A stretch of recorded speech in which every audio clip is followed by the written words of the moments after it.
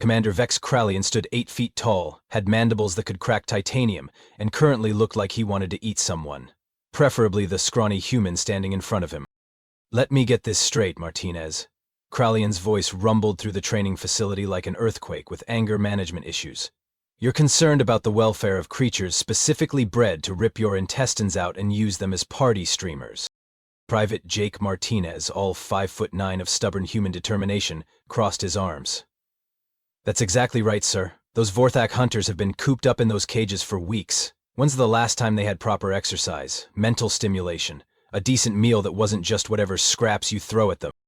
Around the briefing room, Jake's fellow cadets shifted uncomfortably.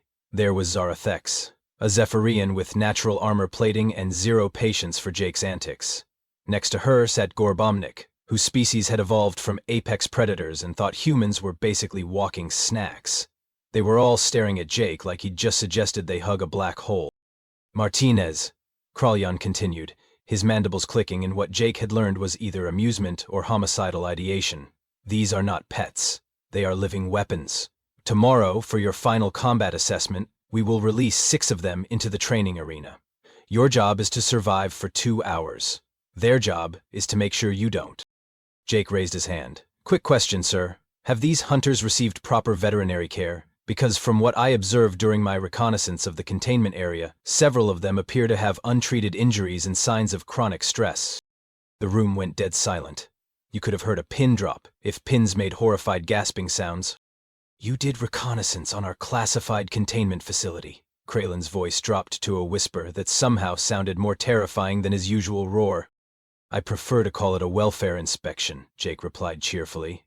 "And I have to say, I'm pretty disappointed in the conditions. Poor lighting, inadequate space, no environmental enrichment. I'm pretty sure this violates at least 17 interspecies ethics protocols." Zara leaned over to Gorb and whispered, "Is he actually insane, or is this some advanced human psychological warfare?" Gorb whispered back, "I've studied human military tactics for 3 years. This isn't in any of the textbooks." Jake was still talking. "I mean, these creatures are obviously intelligent. They deserve better than being treated like mindless killing machines. Have we considered that maybe their aggressive behavior is just a response to poor living conditions and psychological trauma?" Commander Krallian's eye twitched. In his 47 years of military service across 12 different star systems, he had never encountered anything quite like this particular human. Most species, when faced with imminent death by predator, focused on practical concerns like weapons maintenance and last wills. Humans, apparently, started a grassroots animal rights campaign. "Martinez," Krallian said slowly, "tomorrow morning, you will enter that arena with the rest of your unit. The Vorthak hunters will be released. You will either prove your combat worthiness or become an educational demonstration of why soft species don't belong in elite military units. These are your options." Jake nodded thoughtfully. "Understood, sir, but I'm still filing a formal complaint about the treatment of those hunters. They're living beings, and they deserve basic dignity and care." As the briefing ended and cadets filed out, Krallian watched Jake leave with something approaching fascination. The human was either the bravest creature he'd ever encountered, or the most spectacularly stupid. Tomorrow's exercise was going to be very, very interesting. 2 hours later, Base Administrator Quinn Folix was having what humans would call a very bad day. The Regelian had 4 arms, which meant he could theoretically handle 4 times as much paperwork as most species. What nobody had warned him about was that humans could generate complaints faster than a supernova generates radiation. "Martinez," Folix said, staring at the stack of digital forms that had just materialized on his desk, "you filed 14 separate welfare violations in the past hour. 14! Jake sat across from him, looking insufferably pleased with himself. "Actually, sir, it's 15 now. I just noticed the water in their containment area hasn't been tested for proper pH levels or mineral content." Bolax rubbed his temples with 2 hands while using the other 2 to frantically sort through the complaints. Inadequate sleeping surfaces, lack of social interaction, insufficient dietary variety, mental health assessment needed. "Martinez, these are Vorthak hunters. They don't have mental health. They have murder instincts and teeth." "Every sentient being has psychological needs," Jake replied with the confidence of someone who had clearly never met a Vorthak hunter. "Have we considered that their aggression might be a cry for help, a manifestation of deep-seated trauma from their artificial breeding programs?" Dr. Nala Voss chose that moment to walk into Folek's office, carrying a steaming mug of caffeine substitute and looking like she'd rather be anywhere else in the galaxy. The Altarian xenobiologist had been studying dangerous species for 20 years, and Jake Martinez was rapidly becoming the most dangerous thing she'd ever encountered. Good," she said flatly. "The human who thinks apex predators need therapy is here. Forlex, please tell me you're not actually considering his proposal for mandatory enrichment activities." Jake perked up. "Dr. Voss, perfect timing. I've been thinking about the hunter's exercise regimen. They clearly need more than just pacing in circles. What about obstacle courses, mental puzzles, maybe some kind of meditation program?" Dr. Voss took a long drink from her mug. "Martinez, Vorthak hunters are genetically engineered killing machines. Their idea of meditation is figuring out which of your organs to eat first." "But that's just learned behavior," Jake insisted. "In the wild, before they were captured and bred for aggression, they probably had complex social structures, family groups, maybe even cultural traditions." "In the wild," Dr. Voss replied with the patience of someone explaining basic physics to a particularly dense asteroid, "they ate everything that moved, and quite a few things that didn't. Their cultural traditions consisted of who got to gnaw on which bones." Jake was undeterred. He pulled out a tablet and started reading from what appeared to be a very long list. "I've developed a comprehensive care improvement plan. First, we need to upgrade their living quarters. Better lighting, climate control, maybe some background music. Studies show that classical music can have a calming effect on aggressive animals." Folek's forehands were now all pressed against his head. "You want us to play music for creatures that communicate through screams of rage?" "Exactly. Think of it as cross-cultural exchange." Dr. Voss sat down heavily in the nearest chair. "Folex, I've been studying xenobiology for decades. I've cataloged species that can dissolve metal with their saliva, and creatures that hunt by reversing local gravity fields. But this human is going to give me a stress-induced molting disorder." Jake was still reading from his tablet. "We also need to address their nutritional needs. The current feeding schedule of raw meat scraps is completely inadequate. I've researched their homeworld ecology, and in their natural environment they would have had access to a variety of plant materials, minerals, even certain types of fungi that aid in digestion. You want to put salad bars in the cages of creatures nicknamed intestine rippers," Dr. Voss said slowly. "Balanced nutrition leads to balanced behavior," Jake replied cheerfully. Folvex looked back and forth between them. "This conversation is actually happening. In my office. On a military base. While we're supposed to be preparing for tomorrow's combat assessment." Jake stood up and handed Follex another tablet. "Speaking of which, here's my proposal for alternative assessment methods. Instead of combat survival, what if we tested our ability to establish peaceful contact with potentially hostile species? Think of the diplomatic applications." Dr. Voss stared at Jake like he'd just suggested they paint targets on their foreheads and dance naked through the Vorthak enclosure. "Martinez," she said very carefully, "tomorrow morning, you're going to be locked in an arena with 6 creatures that have been specifically trained to view anything that moves as a delicious snack. Your brilliant plan is to offer them vegetables and see if they want to talk about their feelings?" Jake nodded enthusiastically. "Essentially, yes. I think you'll be surprised by the results." Follex and Dr. Voss exchanged glances. They both had the same thought. They were about to witness either the most spectacular military breakthrough in galactic history or the most elaborately stupid suicide attempt ever recorded. "I need a stronger drink," Dr. Voss muttered. "I need early retirement," Follex added. Jake was already halfway out the door, presumably to file more complaints. "I'll see you both at the arena tomorrow. This is going to be amazing." The combat arena looked exactly like what it was, a place designed for things to die horribly. Reinforced walls, multiple observation decks, and what appeared to be drainage systems that had seen entirely too much use. Commander Krallian stood in the main observation booth, watching his cadets gear up with the grim satisfaction of someone about to prove a very important point about human stupidity. "Final equipment check," he announced over the intercom. "Zara, plasma rifle, charged?" "Yes, sir," came the reply from the armored Zephyrian, who looked like she was preparing to fight a small war. "Gorb, kinetic barriers operational?"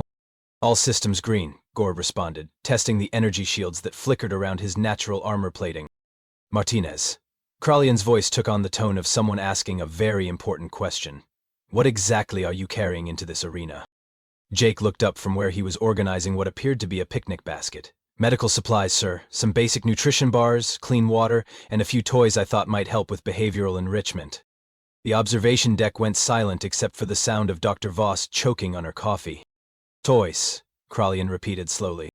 Nothing fancy, Jake said cheerfully. Some puzzle feeders, a few different textured balls for sensory stimulation, and I made some simple climbing structures out of spare training equipment. I figure if we're going to interact with these creatures, we should at least make it a positive experience for everyone involved. Zara's voice crackled through the comm system. Commander, permission to request a transfer to a unit with less creative interpretations of survival tactics? Denied, Krallian replied, though he sounded like he was considering the same request. Martinez, you understand that, in approximately 3 minutes, we're releasing 6 genetically enhanced predators, whose only purpose in life is to turn living things into not living things? I understand that's what they've been trained for, Jake replied, pulling on what appeared to be standard-issue body armor, though he'd somehow attached several pouches labeled things like emergency snacks and comfort items. But training can be changed. Behavior can be modified through positive reinforcement and proper care. Dr. Voss leaned over to Base Administrator Folex. I've been studying predator psychology for 2 decades. Either that human is about to revolutionize everything we know about interspecies relations, or we're about to watch the most educational mauling in military history. Both outcomes will generate an enormous amount of paperwork, Folex replied miserably.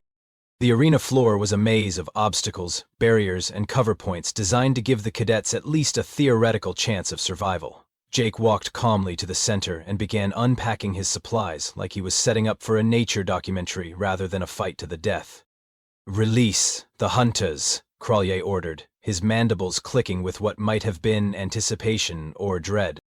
6 sets of containment doors slid open with a mechanical grinding sound that somehow managed to be ominous in 17 different languages. What emerged were creatures that nightmares had nightmares about. Vorthak hunters stood nearly 7 feet tall, covered in natural armor plating that could deflect most energy weapons. Their claws could shred titanium, their jaws could bite through solid steel, and their eyes held the kind of intelligence that made you realize you were looking at something that enjoyed its work. Zara immediately dove behind the nearest barrier and began charging her plasma rifle. Gorb activated his kinetic shields and started moving in tactical formation. Standard military procedure when facing overwhelming predatory force. Jake sat down cross-legged in the middle of the arena and started arranging what appeared to be a small buffet.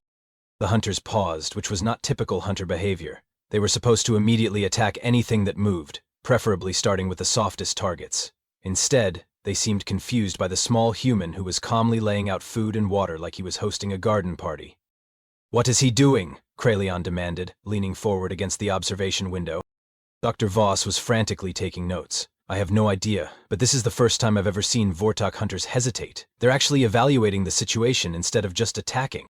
One of the hunters, larger than the others and with scars across its armored hide, took a cautious step toward Jake, its massive head tilted to one side in what almost looked like curiosity.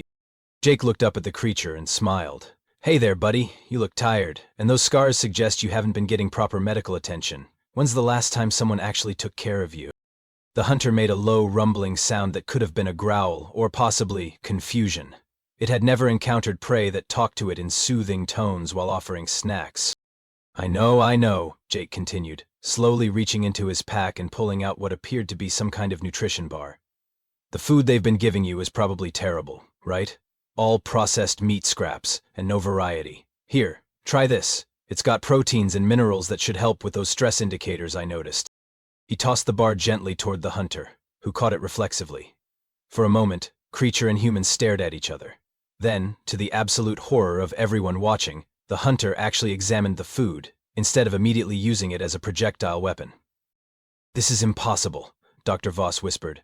"Vorthak hunters don't have curiosity behaviors. They have hunger behaviors and murder behaviors. That's it."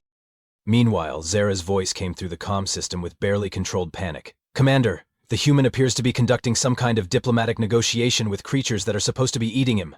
Should I provide covering fire, or should I just assume I've had a psychotic break?" Jake was now talking to all 6 hunters, like he was addressing a group of troubled teenagers. "I can see you're all stressed. Poor living conditions, inadequate nutrition, no mental stimulation. That's got to be frustrating. But we don't have to do this the violent way. There are better options." One of the smaller hunters made a sound that was almost like a whimper. Commander Krallian's worldview was beginning to crack. "Dr. Voss, Please tell me there's a scientific explanation for what I'm watching. If there is, she replied, her voice filled with academic fascination and growing terror, it's going to require rewriting every textbook on predator psychology in the known galaxy. The scarred hunter that Jake had been talking to took another cautious step forward. Up close, Jake could see details that the military observers had apparently missed during all their tactical assessments. The creature's armor plating was cracked in several places, probably from poor living conditions rather than combat. Its eyes, which everyone assumed held only murderous intent, actually looked exhausted, and those scars weren't battle trophies. They were poorly healed wounds from what appeared to be chronic neglect. "You're hurt," Jake said softly, pulling a basic medical scanner from one of his pouches. "And you're probably hungry for something that isn't just raw meat scraps, right?"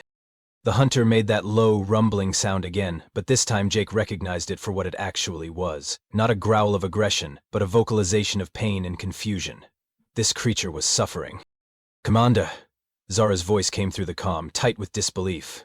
"The hunters aren't attacking. They're just watching him. One of them is actually lying down."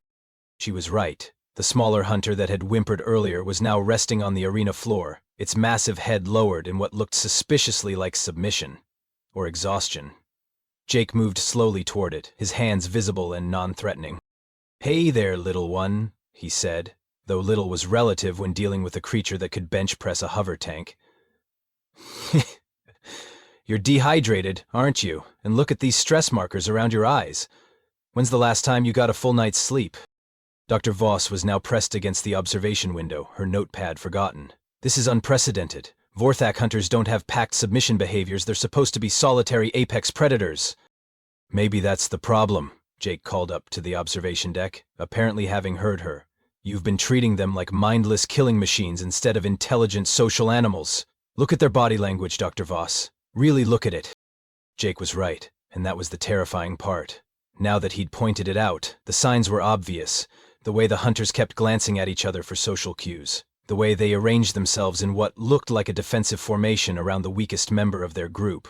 The way they were all watching Jake with something that looked less like hunger and more like desperate hope. "Social animals," Dr. Voss breathed. "They've been isolated in individual cages for months. We've been accidentally torturing them with solitary confinement." Jake was now kneeling next to the smaller hunter, gently examining a wound on its shoulder. The creature was allowing this. More than allowing it. It was actually leaning into Jake's touch, like it was starved for kind contact. "This is infected," Jake announced, pulling out a basic antiseptic from his medical kit. "And it's been infected for weeks. Haven't you people been doing any medical monitoring?" Commander Kralian's mandibles were clicking rapidly, which usually meant he was either very angry or very confused. Currently, he was both. "Martinez, those creatures are weapons. We maintain them in combat-ready condition." "This isn't combat-ready," Jake replied, carefully cleaning the hunter's wound. The creature made soft, rumbling sounds that were unmistakably grateful. "This is neglect. Look at them, Commander. Really, look at them." And when Kralian did look, he saw what Jake had seen immediately. The hunters weren't positioned for attack. They were arranged protectively around their injured pack member, with the largest one keeping watch while the others gathered close to Jake. It was pack behavior. Family behavior. "Impossible," Kralian muttered. "The breeding programs eliminated social bonding instincts." "You can't eliminate instincts," Jake said, now offering water to the injured hunter, who drank gratefully. "You can only suppress them through trauma and poor conditions. But they're still there, underneath." The largest hunter, the one with the most scars, approached Jake slowly. Its massive claws were retracted, its posture low and non-threatening. When it reached Jake, it did something that made everyone in the observation deck question their understanding of reality. It nuzzled him. A 7-foot-tall, genetically enhanced killing machine nuzzled Jake Martinez like he was its favorite person in the galaxy.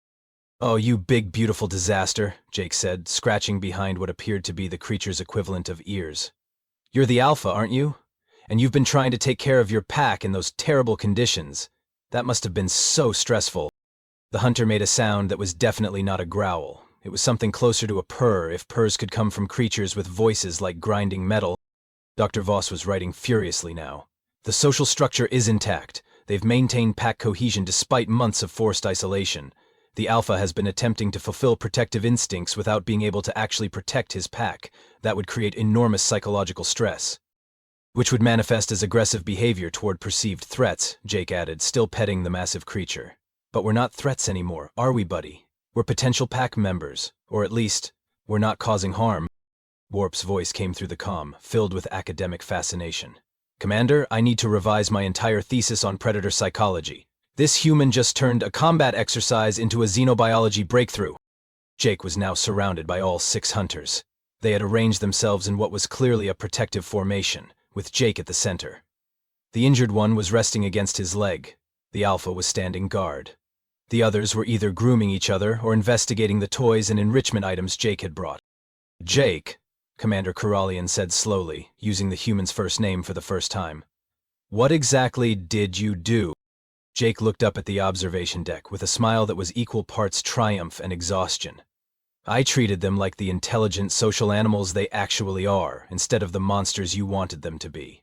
Turns out, when you show basic kindness and respect to living creatures, they respond with trust and cooperation. He paused, scratching the alpha hunter under its chin while it made happy rumbling sounds. Who would have thought? The silence in the observation deck stretched for a full 30 seconds before Commander Corallian found his voice. When he spoke, it was with the careful tone of someone whose entire understanding of the universe had just been turned inside out and shaken vigorously.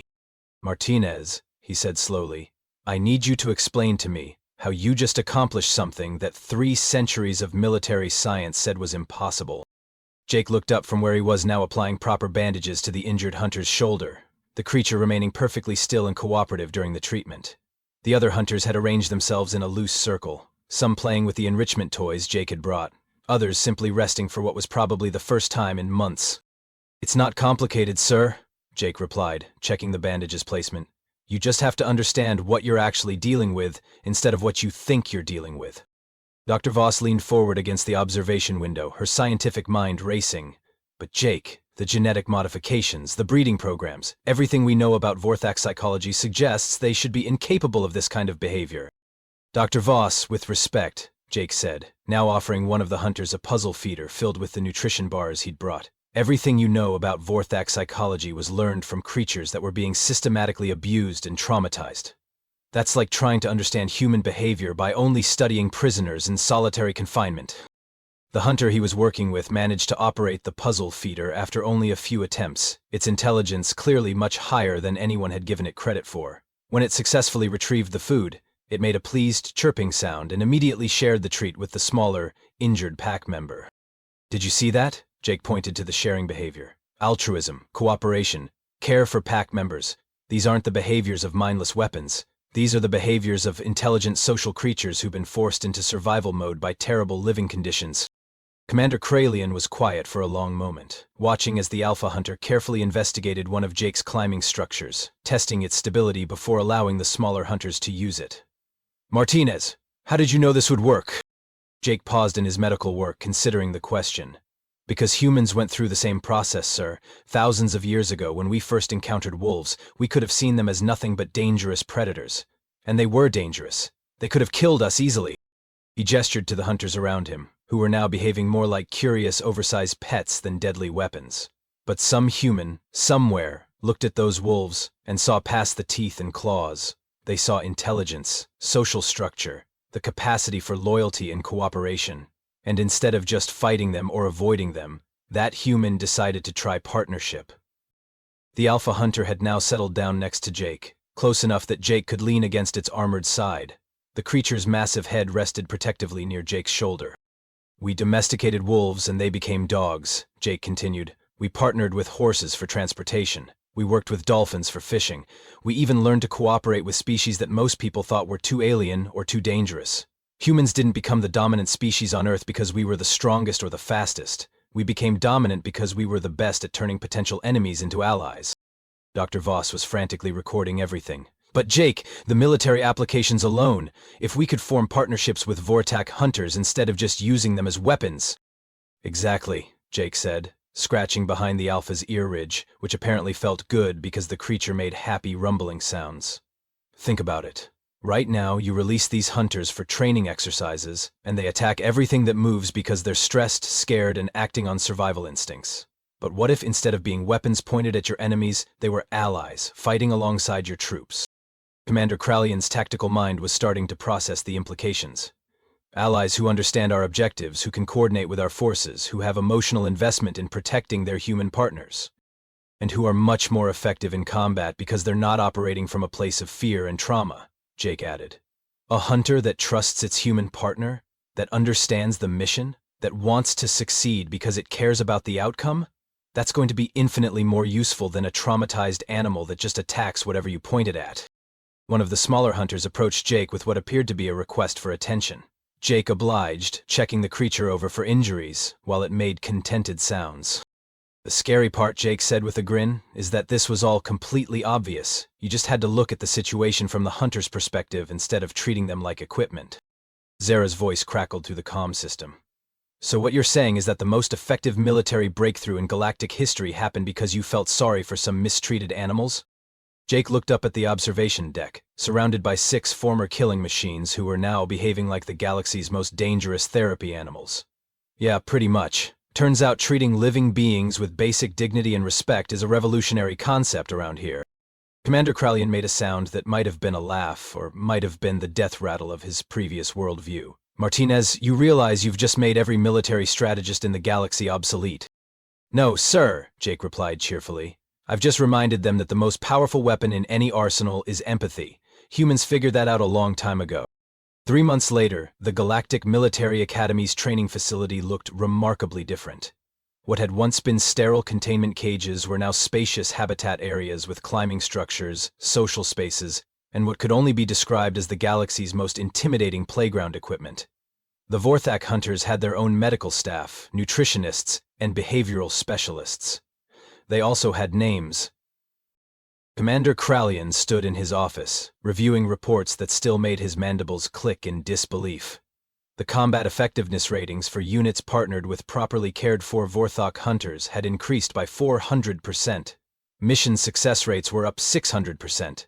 And casualty rates among both human and alien troops had dropped to near zero when hunters were involved. "Sir," came Jake's voice from the doorway, "you wanted to see me?" Travelon looked up to see Jake Martinez, now wearing the insignia of the Academy's first interspecies relations specialist, accompanied by what appeared to be his constant shadow. The Alpha Hunter, who Jake had named Magnus, followed him everywhere like a 7-foot-tall, heavily armored puppy with social anxiety and abandonment issues. "Martinez," Kralian said, gesturing for Jake to sit, while Magnus settled down beside the chair with a contented rumble. "I've just received the preliminary reports from the Centauri Defense Initiative. The Hunter-Human Partnership units performed flawlessly in their first real combat deployment." Jake scratched Magnus behind his ear ridge, which still produced happy rumbling sounds that sounded like a freight train purring. How did the other species handle working alongside the hunters? "Better than expected," Kralin admitted. "Apparently, when Vorthak hunters are emotionally stable and working as part of a coordinated team, they're actually quite reassuring to have on your side." The Rigelian units reported feeling safer, knowing they had hunter partners watching their backs.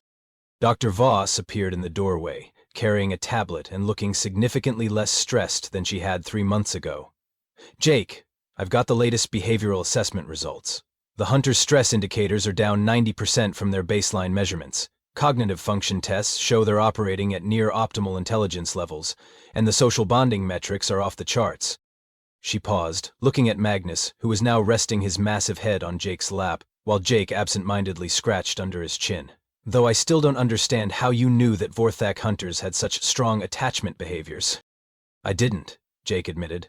"I just treated them the way I'd want to be treated if I was scared, hurt, and stuck in a cage. Turns out, the basics of decent treatment are pretty universal."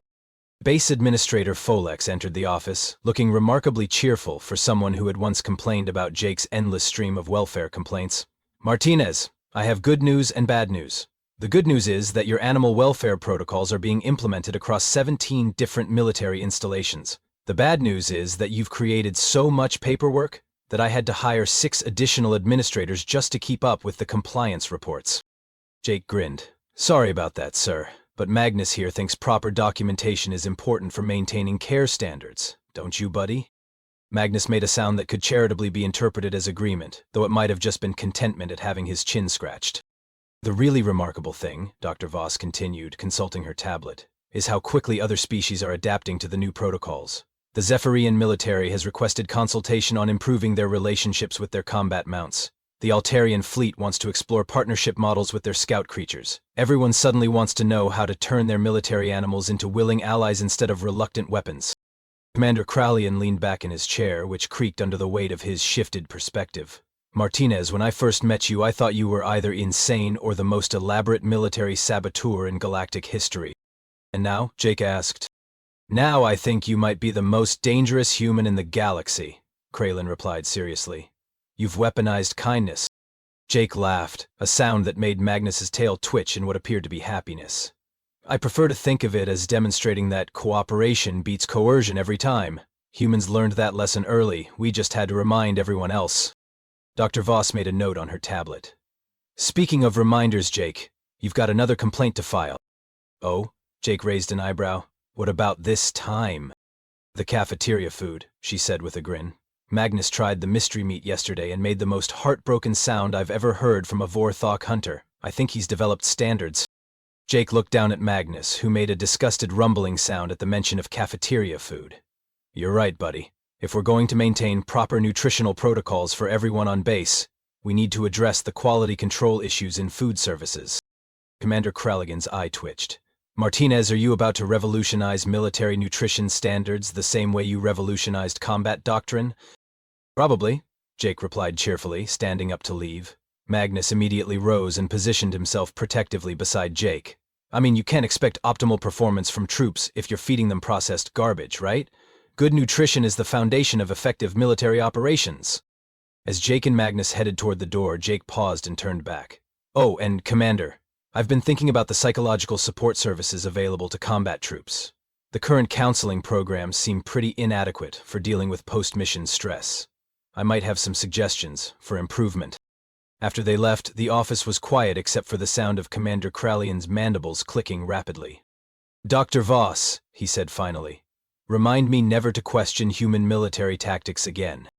Noted, she replied, making another entry on her tablet. Though I have to admit, watching Jake turn the galaxy's most feared predators into therapy animals has been the most educational experience of my career. Folek sighed and pulled out his own tablet. I should probably start preparing the paperwork for whatever Jake's going to revolutionize next. From somewhere down the corridor, they could hear Jake's voice cheerfully announcing, Come on, Magnus, let's go inspect the food storage facilities. I bet they're not maintaining proper temperature controls. Commander Kralion put his head in his hands. That human is going to reform the entire military-industrial complex through aggressive compassion. Could be worse, Dr. Voss pointed out. Could have complained about the weapons maintenance procedures. They all sat in horrified silence as they contemplated that possibility. Outside, Jake Martinez continued his methodical campaign to improve the lives of every living thing on the base, one welfare complaint at a time, accompanied by a genetically engineered killing machine who had somehow become the galaxy's most devoted emotional support animal.